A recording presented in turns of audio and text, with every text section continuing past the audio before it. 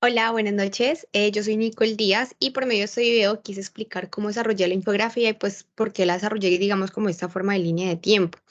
Entonces, pues vamos a hablar de los principales hitos del conflicto armado en Colombia en los últimos 50 años y pues especialmente cómo se ve la cultura y los derechos humanos en ese entonces.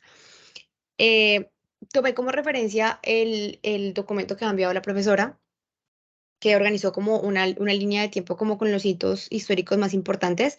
Me pareció muy chévere la forma en la que que se abordó, por eso lo hice así, como resaltando los hechos que para mí fueron como los que más marcaron la situación del país, o donde de pronto se vieron más ultrajados los derechos humanos, quizás también donde se ve un impacto cultural y social muy fuerte. Entonces voy a explicar esos hitos históricos. Y vamos a empezar con el Bogotazo en 1984. Entonces vamos a hablar de el 9 de abril de 1984. Yo creo que el Bogotazo fue lo que hizo recrudecer la violencia en el país, aunque pues no sea el origen preciso de la violencia en Colombia, pero pues la muerte de Jorge Eliezer Gaitán a sus 45 años, digamos que marcó mucho, mucho ese antes y ese después. Eh, Se violó el derecho a la vida al 100% delante de toda Colombia.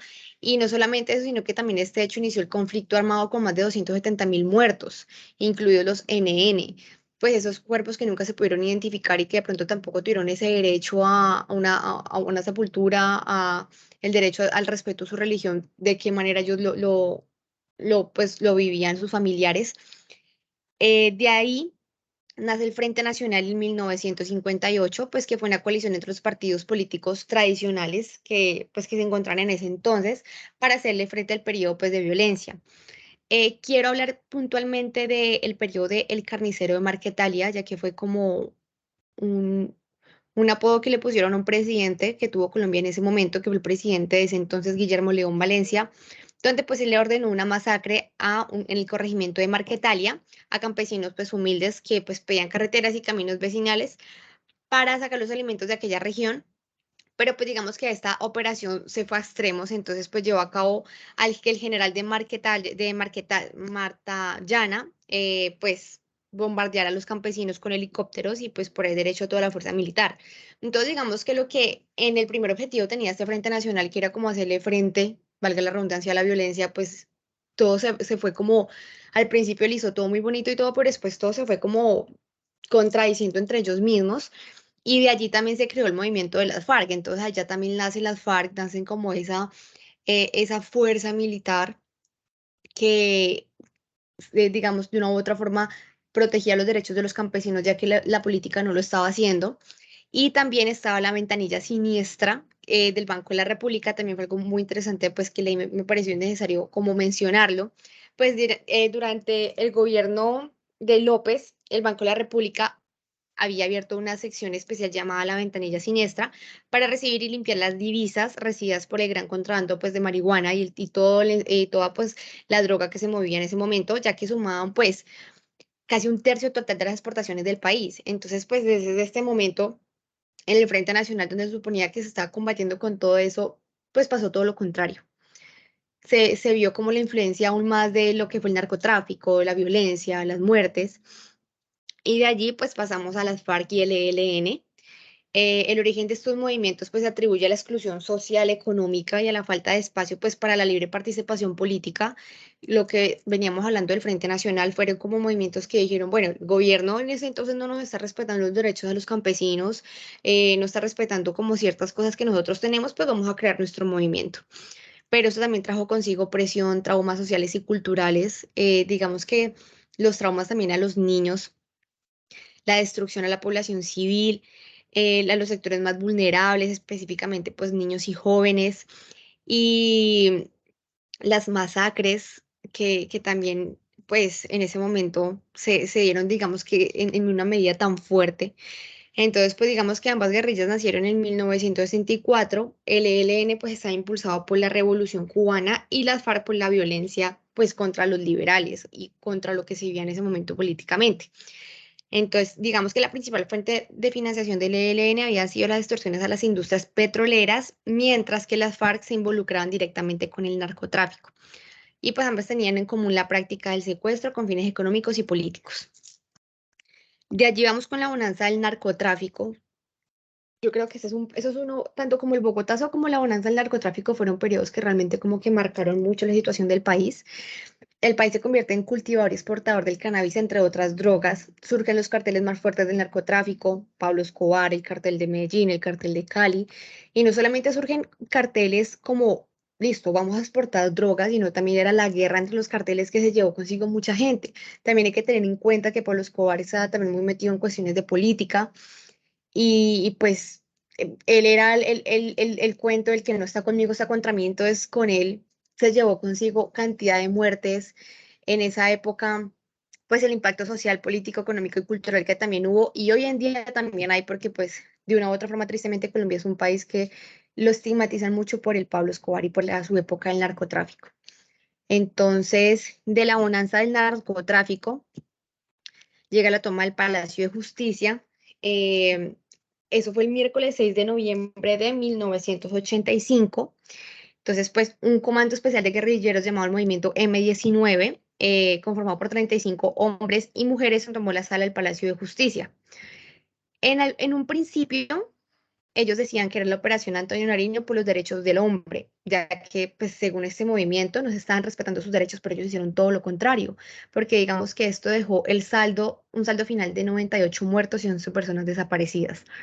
Entonces, pues, fueron 28 horas de terror para la ciudad capital y para todos los colombianos, fueron 28 horas de tortura, fueron 28 horas de secuestro, entonces también, pues, se ultrajaron los derechos del hombre y los derechos que tenemos aquí en Colombia, y también, pues, culturalmente quedó ese estigma allí de la toma del Palacio de Justicia y como esa falta de asociación entre las cosas que ellos decían que estamos respetando los derechos del hombre, pero están haciendo totalmente lo contrario.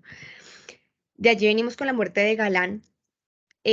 Cito una parte de un artículo que leí de Portafolio que dice, Galán se atrevió a denunciar en la plaza pública y en el Congreso colombiano las descaradas infiltraciones de las mafias del narcotráfico en la política y en la sociedad de un país, sacudido en esa época por una cadena de actos violentos. Yo creo que Galán era como la esperanza de un país que en ese momento se ha llevado la corrupción y el narcotráfico porque ya no solamente era como el tema del narcotráfico y la política, sino que era el tema entre la política y el narcotráfico y la corrupción que se veían entre ambos. Esa unión, esa conexión era, Colombia en ese entonces era pues un país muy abatido por eso. Y Galán era como esa esperanza de decir, bueno, tenemos una oportunidad de tener un hombre que realmente diferente, diferente gobernando, después lo que ya se ha visto del Frente Nacional, pero pues él inspiró toda una generación, digamos que se creó una cultura bonita, una cultura sana, una cultura que todo se puede cambiar, pero pues con su muerte fue otra cosa que marcó mucho al país. Así también como la muerte de Pablo Escobar, que fue el 2 de diciembre de 1993. Pues no tengo la necesidad de explicar quién fue Pablo Escobar, sabemos que él fue quien le abrió la puerta al narcotráfico y pues marcó una época muy oscura en el país, quien también nos dejó su legado. La violencia del narcotráfico en Colombia, la creación del cartel de Medellín, te vas a cargar, la creación del cartel de Medellín y también los carteles que pues salieron aparte y era la guerra entre ambos carteles. Entonces, también fue pues una época que abatió muchísimo y por último están los diálogos de paz. Entonces, digamos que entre los diálogos de paz principalmente están desarrollo agrario integral, la participación política, solución al problema de las drogas ilícitas, fin del conflicto, víctimas, implementación, verificación y refrendación. Son los puntos claves como de la negociación, que en este momento los tres primeros ya se abordaron y pues ya hay acuerdos entre ellos, pero pregunto yo, ¿toda Colombia está de acuerdo? Porque aquí donde voy con el resumen de los derechos que se han violado, que está en todo este resumen que está el derecho a la vida, el ser libre de la esclavitud, ser libre de la tortura, a la reparación de víctimas, derecho a la libertad del movimiento, a la libertad propia, derecho a la propiedad, a la libertad de opinión y expresión, el derecho a la seguridad social, el derecho a un mundo libre y justo. Entonces, pues muchos colombianos, digamos que en su momento le dieron no a la paz porque fueron víctimas directas de un conflicto que ha durado mucho tiempo en Colombia y dicen, bueno, a mí me violaron estos derechos y yo, como, ¿por qué voy a decir perdón y sigamos normal? Entonces, yo creo que los diálogos de paz Es un proceso importante, es un proceso que de una u otra forma no es nuevo, ya lleva mucho tiempo pues intentando cómo hacerse.